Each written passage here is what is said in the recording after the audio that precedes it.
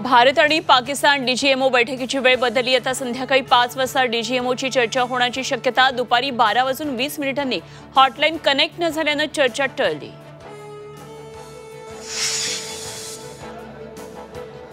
पाकिस्तानला मदत करणाऱ्या तुर्कीविरोधात संताप। तुर्कीच्या सफरचंदांवर देशभरातल्या व्यापाऱ्यांचा बहिष्कार।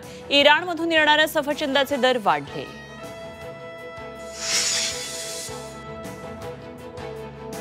मनपा निवडणुकीआधी विलिनीकरणाचा निर्णय घ्या। राष्ट्रवादी शरदचंद्र पवार पक्षाचे नेते अंकुश काकडे यांचं सुप्रिया सुळेंना पत्र।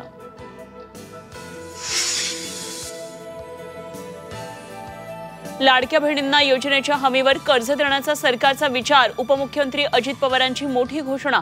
तर पालिका निवडणुका आधी सरकारचं हे नवं लॉलीपॉप असल्याचा वडेट्टीवारांचा टोला।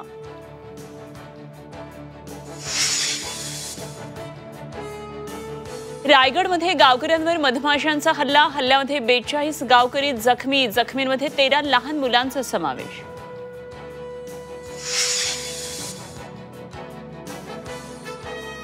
राज्य शिक्षण बोर्डाच्या 10वीच्या परीक्षेचा उद्या निकाल। दुपारी 1 वाजता ऑनलाईन निकाल जाहीर होणार।